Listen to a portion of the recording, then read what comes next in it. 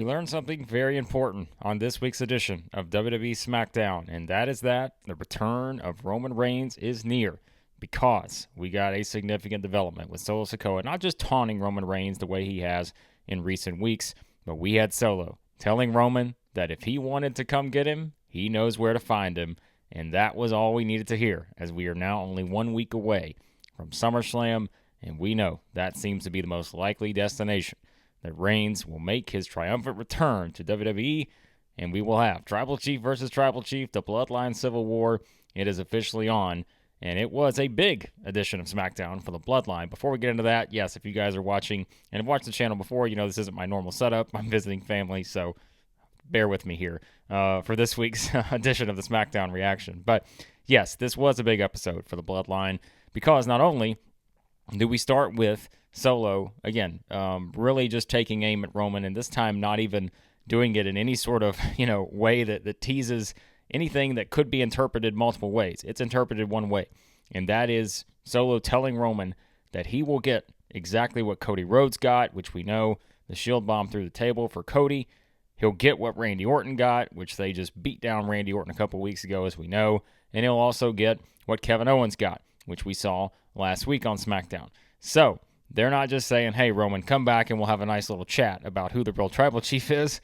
They're saying, Roman, come back and you are going to get your ass beat by Solo Sikoa, Jacob Fatu, Tama Tonga, and One-Eyed Tonga Loa.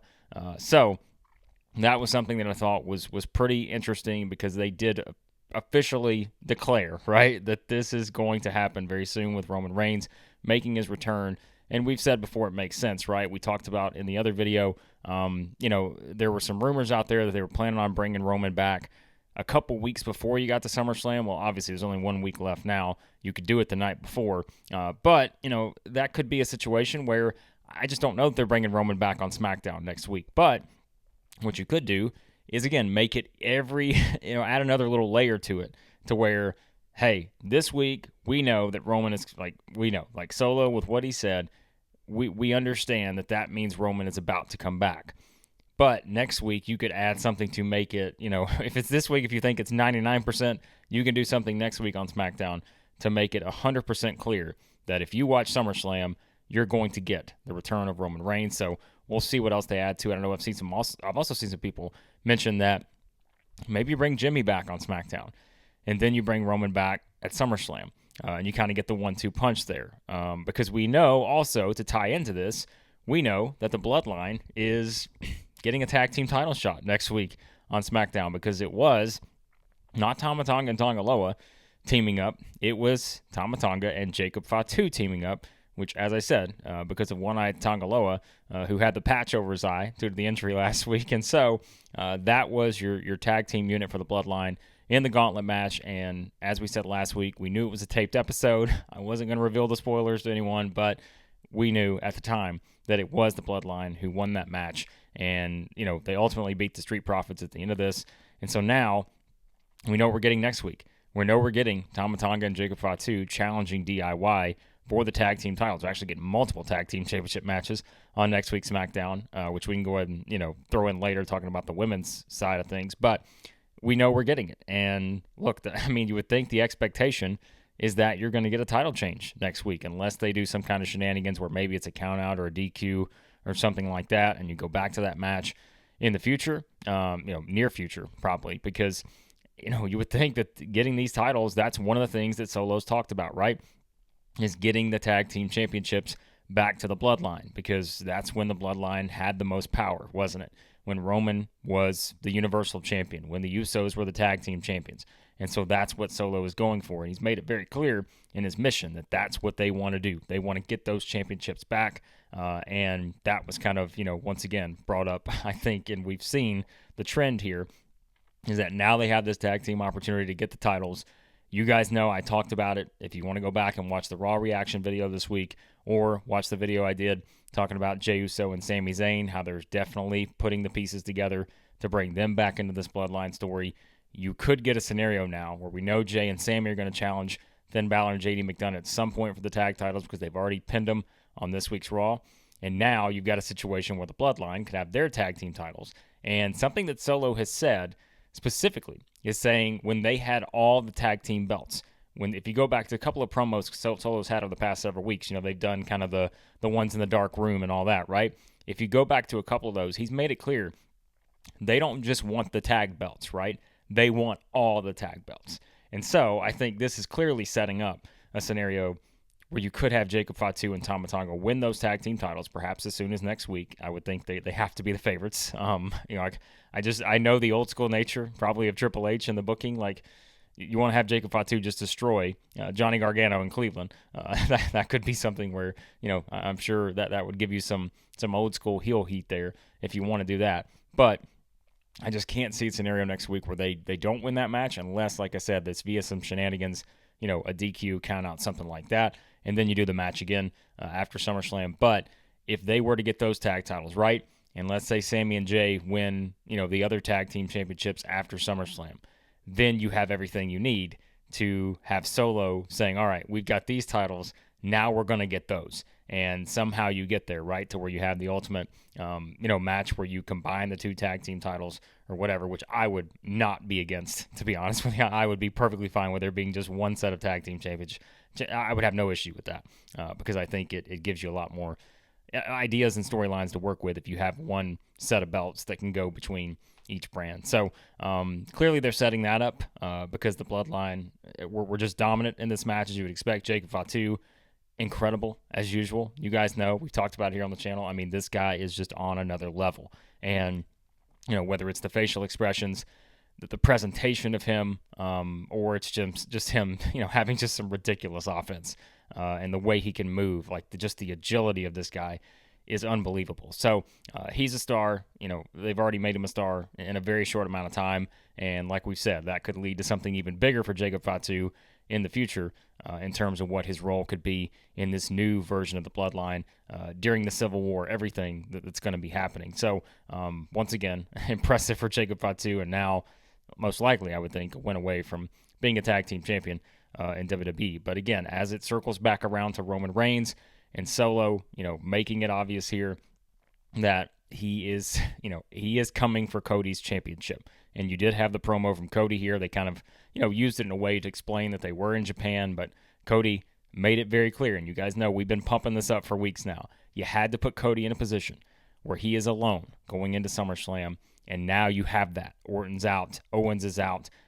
Clearly they're not doing the Jacob Fatu versus Kevin Owens match. We were wondering, like, could they do that? But they were like, that attack last week, there's no way you're coming right back with Owens and Fatu. You could do that in the future, of course.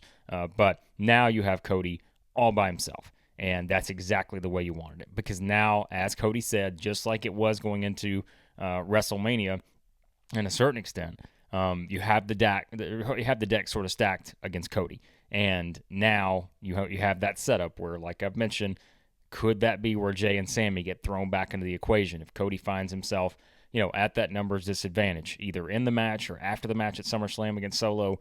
Could you have them return to kind of try to help, and then maybe that facilitates the Roman return? Or do they not get involved just yet, and maybe it is only the Roman return that you get with maybe Jimmy? And we know, like I've said, I would certainly want to see both Roman and Heyman return at the same time. And so there's so many ways you can do this. We've certainly talked about our different scenarios we would love to see here. You guys have talked about it in the comments. I've mentioned it in some of the videos I've done recently. But yeah, like this was it. Like if anyone had any hesitation to think that, all right, are they actually, are they swerving us here? Are we not going to get Roman coming back? No, he's coming back. Like there's no question about it, especially after the wording that Solo had here telling Roman that he knows where to find him. That, again, is your hook 1 week away from SummerSlam, knowing that it is very likely that Roman Reigns is back next week in WWE, and that officially jumpstarts this version of the Bloodline Civil War, and what a civil war it could be, given everything that they've done here to build this up. So, yeah, they put a lot of, those sort of storyline pieces in place on this one. Cody going in alone, Solo, taunting Roman even more, and also now adding the tag team championships potentially into the Bloodline. That just, again, is starting to move you much closer towards, not just, the big storyline between the originals and the new version, but also that big War Games match in November. There's a lot of things that are in motion now. And really, it came out of this taped edition of SmackDown. Like I said, these were some pretty important developments here. And, that was probably the biggest thing on the show. If you look at some of the other stuff that took place on this episode, the Gauntlet match took up a lot of time, which we expected. But in the main event slot, it was Tiffany Stratton and Nia Jax getting the win over Bayley and Michin. So they kind of get some of their heat back there. But really, this was just continuing to push kind of the dynamic between Nia, who comes in seemingly as, a favorite against Bayley to win the championship, but she also has the Money in the Bank winner at her side, right? And so that adds that intrigue as to when Tiffany is going to cash in. They had the little backstage segment here on this edition of SmackDown where, you had Tiffany, sort of talking about, or Nia said she was going to get Tiffany a new briefcase, and, Nia was asking her, but you're not going to, cash in on Bayley because, I'm going to beat Bayley at SummerSlam, and Tiffany's like, no, I would never do that. So they quickly moved on from that, but that's kind of the tension they're building, and so Nia gets the win in the main event, which makes her, look stronger, of course, after Tiffany uses the briefcase on Bayley there. And so, yeah, this is kind of the momentum you give the heels going into it. So, as we said, that's the thing with the SummerSlam card, and we won't go all the way into it now. We'll do that next week. But there's a lot of ways you can go in terms of how you sort of execute, as we've said before, some of these storylines and these matches at SummerSlam. We've talked about the dynamic with Rhea and Liv. You've got this thing with Bayley and Nia Jax where you have Tiffany Stratton kind of surrounding it. You have Seth Rollins added to the mix for CM Punk versus Drew McIntyre. Like it's not just, your usual two competitors in the ring and we figure out who's going to win. You have a lot of stuff like kind of on the peripheral there that could really impact who wins these matches, how you forward these stories. And of course, we know we're talking about the Bloodline too. But yeah, like that's something that I think Triple H has done a good job of, because there's a lot more suspense, I think, with some of these matches, just not knowing how they're going to play out. I think specifically the Nia Jax Bayley one, knowing the Money in the Bank briefcase is there with Tiffany Stratton, certainly makes that one of them. So that was your main event on the show. LA Knight and Logan Paul, you had the back and forth here as usual in terms of the taunting each other, but it was Logan Paul, getting somewhat of an upper hand here, although they just, once again got physical on this edition. LA Knight beats Santos Escobar. Of course, Paul, gets involved in that match. No surprise there, but really they're teasing next week on SmackDown, Logan Paul's homecoming. So, whatever they have in store there, I think Paul had kind of pushed it as some sort of surprise, or won't believe what it is, or something like that. So I'm curious to see what they do, next week on SmackDown with Logan Paul in Cleveland. Because again, that show is going to take place in Cleveland the night before SummerSlam. And so they've clearly got something fun in mind, it seems, for whatever that segment is next week. And you would think that LA Knight will be crashing that segment in some way, shape, or form next week. So really not much more other than that in terms of advancing their feud going into SummerSlam. We'll talk about in our predictions next week who I think is going to walk out as the champion in that one. But it's an entertaining match. We thought we may get it at WrestleMania 40 this year. Didn't happen. But, moving forward in the Logan Paul versus LA Knight feud for the United States Championship. Elsewhere on the show, again, that was kind of really your biggest points, I thought, on this show when you looked at it. And we mentioned earlier the Women's Tag Team Championships. We do now know officially we are getting that Bianca Belair and Jade Cargill versus Alba, Fyre, and Isla next week. So 2 Tag Team Championship matches on SmackDown next week. And like we said, do we have a situation where both tag team titles swap next week? Is the Bloodline going to walk out with the men's titles? Bianca and Jade going to walk out with the women's titles again?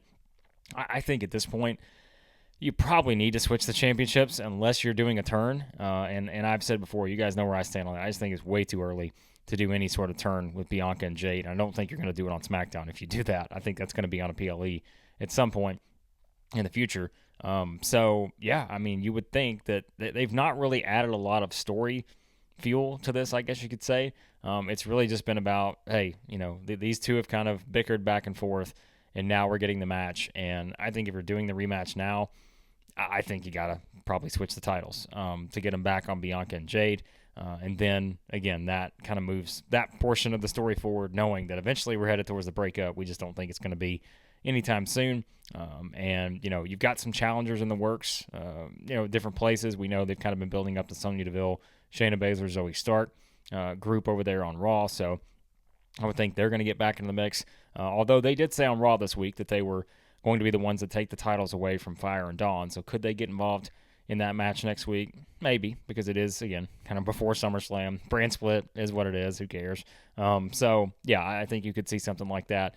Maybe get them involved somehow. But, yeah, I'm curious to see. Do we hit? I don't think we're getting a SmackDown next week where there are 0 title changes, but do we get 1 or 2 in terms of the 2 tag team championships on the line next week? So the only other things we got on this week's SmackDown, you did have the continuation of the Grayson Waller and Austin Theory tension there, as Theory once again put in the way of Terrence Crawford, the boxing star there in Omaha, and it was Theory getting knocked out with a nice shot to the face there on him, and of course the Waller has put him in harm's way once again, so that they continued that. And then you did have, seemingly we're going back to another match between Andrade and Carmelo Hayes. Not much to the backstage interaction between them. Andrade was kind of about to hint at wanting to go after the United States title, which I think would be a good spot to put him into. Probably same with Carmelo at this point, coming out of SummerSlam. But it sounds like they're going to have a rematch. I don't know if that's next week. I don't know if they officially announced it. I'm not sure. But you would think that probably Carmelo gets the upper hand in the next match since Andrade beat him the first time. So, yeah. So it seems like we're continuing that there. So there you go, guys. There's some thoughts on this week's SmackDown. Like I said, I appreciate you bearing with me here. I know this isn't my usual setup. Yeah, hopefully you guys enjoyed it as always. And let me know your thoughts on what we saw on this week's SmackDown. What'd you like? What didn't you like? What do you think about yet another tease towards the return of Roman Reigns? And what do you think about the Bloodline getting the tag team title shot? Where do you see the story heading from here? As always, let me know your thoughts in the comments. Always appreciate your feedback. And be sure to subscribe button, hit the like button on your way out, and let me know what you thought of this week's edition of WWE SmackDown.